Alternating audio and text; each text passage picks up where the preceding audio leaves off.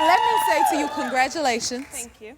Not only for the medals that you have won and all of those things, but being an inspiration to young girls like Alea. Thank you. And to all of us. That's what's most important. Thank you. Like, to see her aspiring to be what you have done and then to have you here. And I was just at the Olympics. Yeah. And when I tell you, y'all had me feeling like I could do everything. It's so inspirational, you know, what you do. Yeah. Don't you guys feel that way? Okay, let me get this right. In Paris, you broke your own record in 400-meter hurdles for the 6th time. Yes. How does that feel?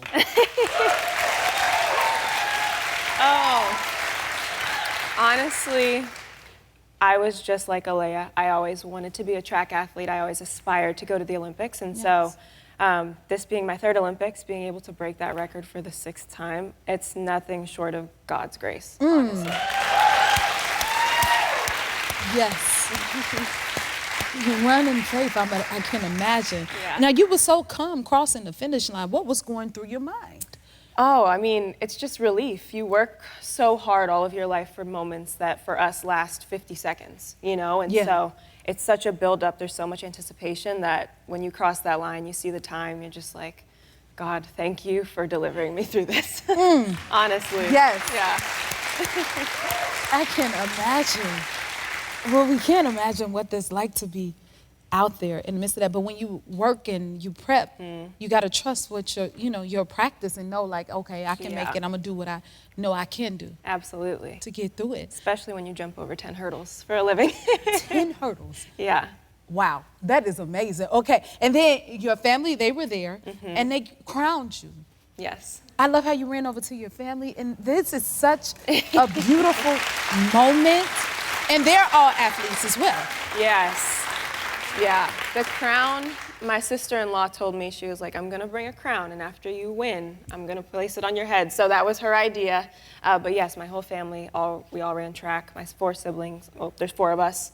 And then my parents, my husband was also an athlete in the NFL. So all the athletes, they all understand it. It's a family function, and so, yeah, I wouldn't be able to do it without. Is that where you get all your inspiration from? Yeah, we were always competitive growing up, you know, like even running to breakfast in the morning was a competition, and so I honestly, it's just a natural inclination being a McLaughlin, so. That is beautiful, okay. It's like singing, running my family, you run in yours, huh? We do.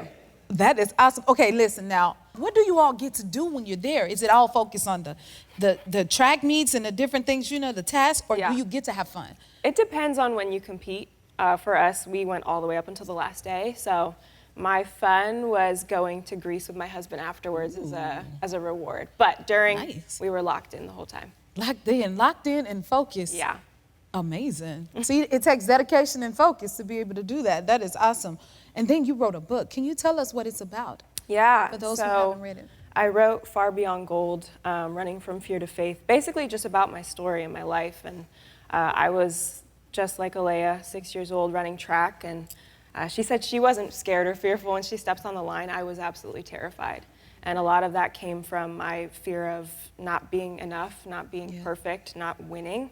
And for a long time, I struggled with my identity being wrapped up in track and field. And so the book is about Christ freeing me from that desire to be in control of my life and giving it to him. And now I run for his glory. And he's, I love that. That's what I mean. You're such an inspiration. So would you say it is, because I know for me, my faith gets me through everything. And my mother always said, you're a woman of faith. So would you attribute, like, you being able to overcome those things through your faith? Absolutely, absolutely. I mean, I think God has done so much through me, not only on the track, but just being able to reach people. And I think that's what he's given me the platform to do. And I don't think I would have done anything on that stage at the Olympics if it wasn't for him.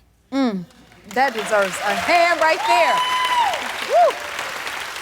Now, you had a hard time at the Rio Olympics. Yes. How's the first compare with your third in the Paris Olympics? At Rio, I was 17 years old and was thrown into the world stage not knowing what to expect.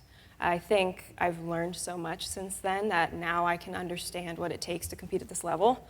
And so I think that experience and that Tokyo as well just kind of prepared me for Paris. And this was my first full real Olympics, I feel like. So I was ready for it. And you outdid yourself yet again. Thank you. Keep walking in faith and inspiring the world. Whether you win or not, we want to see you